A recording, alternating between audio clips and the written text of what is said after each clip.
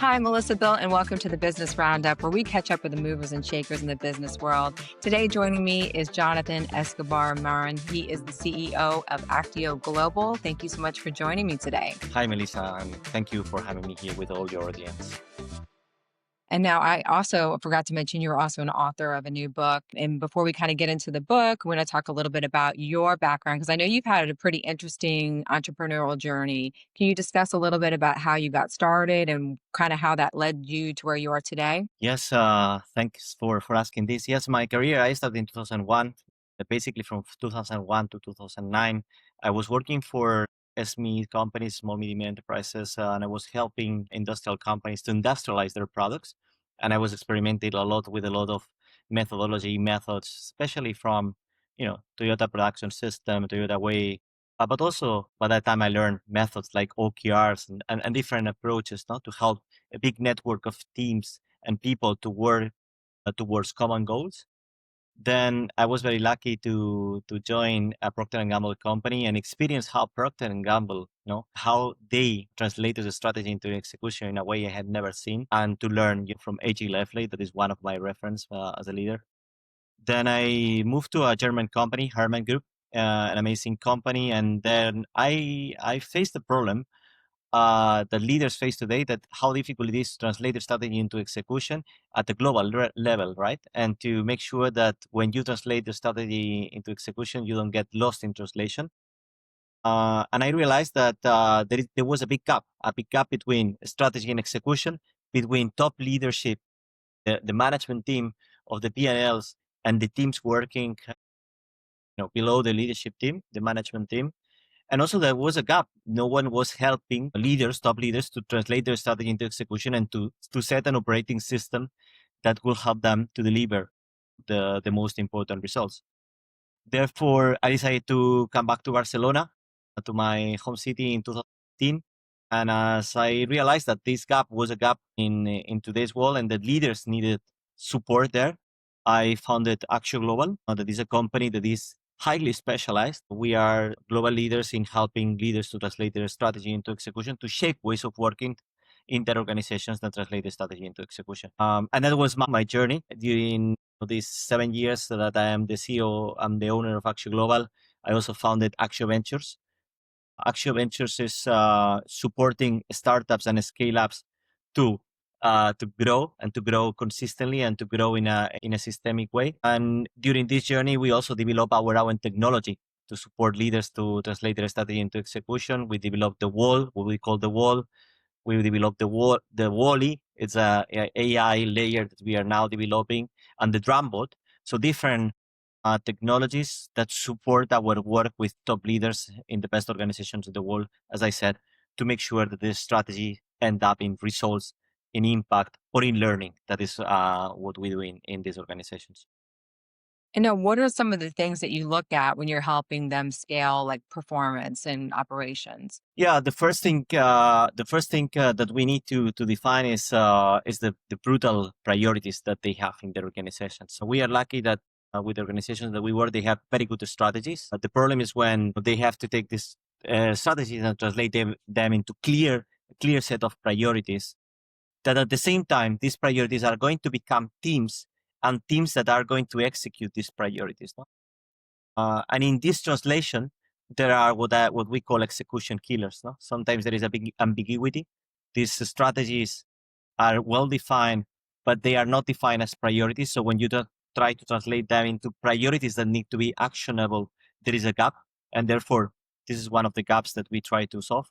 Second is that it's very important to staff the priorities, because if you cannot staff priorities, in the end, there is no one working on it. And priorities, in an Excel sheet or in a PowerPoint, don't deliver themselves. So it's very important to staff and to put real people, real leaders behind them, and follow up.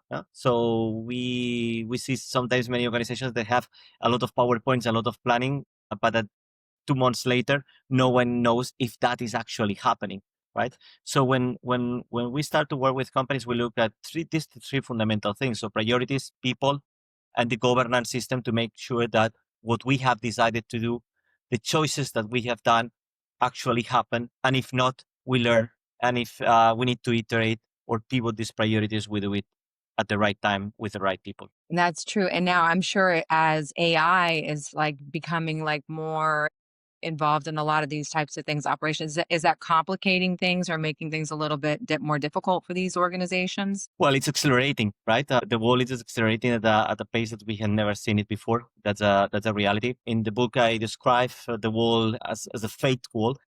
Fate, I mean, is more fragmented than ever. What used to be a common market now is fragmented in a lot of micro segments with a lot of different consumers that need a lot of hyper specialization, and that's the new reality. Ambiguity. So it's very difficult today to know what is true, what is fake, what is false, and that applies to everything. Turbulence. Everything can change in a minute. We have seen it especially in the last 5 years. The number of things that happen every year for businesses is incredible. So this turbulence is also a reality. And entropy.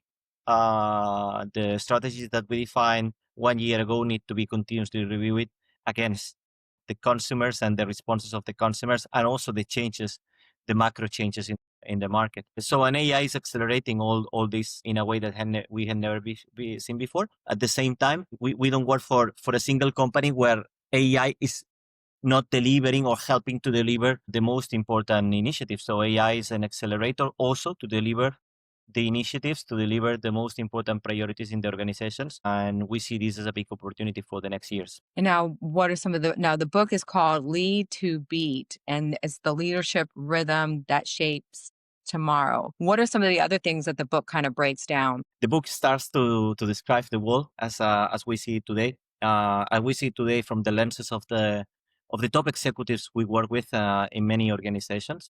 And then what we describe is this leadership rhythm, and this leadership rhythm we break it down in four fundamental drivers. First is brutal focus, so the importance of defining clearly what we want to achieve, and defining and communicating what we don't want to achieve, and therefore we are not going to pursue in the organization. So first is brutal focus. Second is distributed leadership. We believe that there is a lot of talent. We believe and we know that there is a lot of talent in the organization, but sometimes this talent is hidden, and therefore what we do in organizations is to make sure that through these brutal priorities we discover hidden talent in order to deliver and in order to own these priorities. We are multiplying the number of people working on the brutally important priorities in an organization per nine, between per nine, per 15, 16, even in some organizations. So, and that's an important role for us. Impact over activity, the third driver. We always say that there is no point in working things that are not going to move the needle. So we do believe that having a winning mindset is the start of all. And we cannot spend time. It's a pity that we as humans spend time, let's say, in things that could be done by a machine, no? Talking about AI.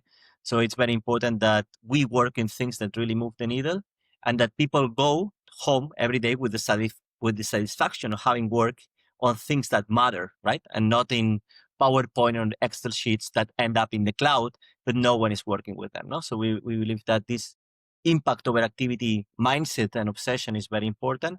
And last but not least, what we define as having a disciplined drumbeat. Disciplined drumbeat is nothing else than a rhythm of evolution where the leaders, together without silos, look at their priorities and define what they need to change, what they need to keep, what they need to stop, and what they need to start for the next cycle, right? Because as I said before, there is a lot of entropy, and therefore we cannot believe that the strategies that we defined 1 year ago will be executed without iteration, without learning. So learning is at the center of this discipline drumbeat, and that's what I describe in the book. These are the four drivers I describe in the book as the leadership rhythm to shape tomorrow. No, and as I said, based on what we have learned from top leaders in the best organizations in the planet.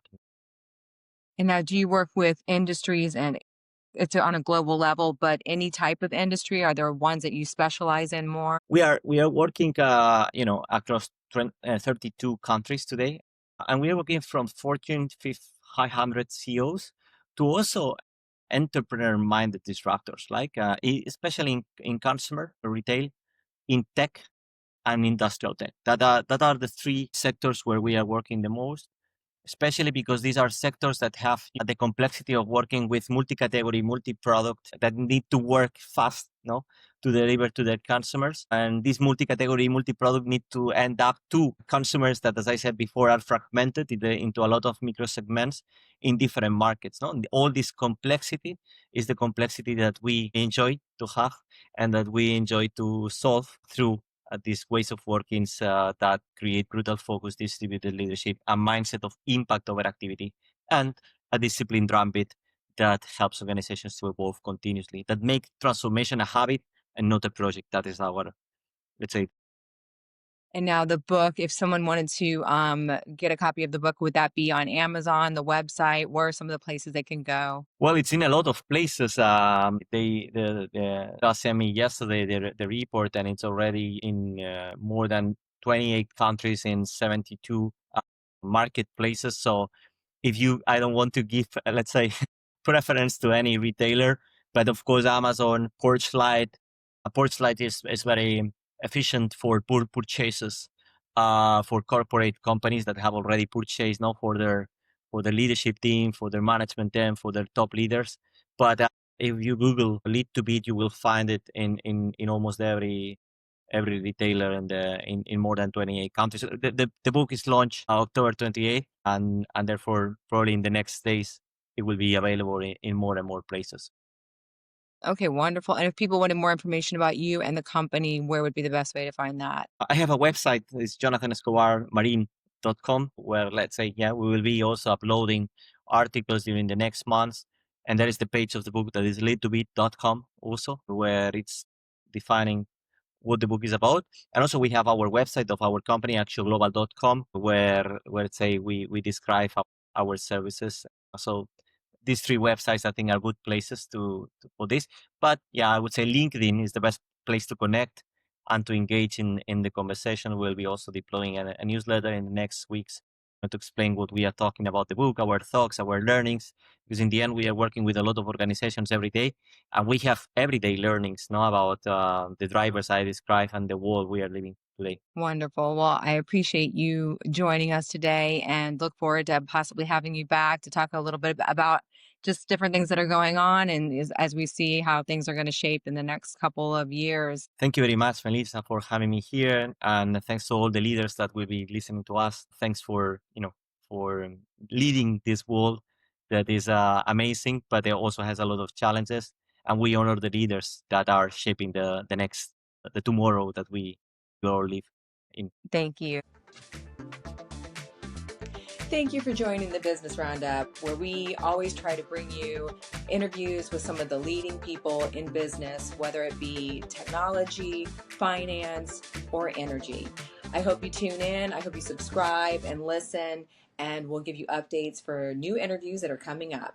Until next time, I'm Melissa Bell.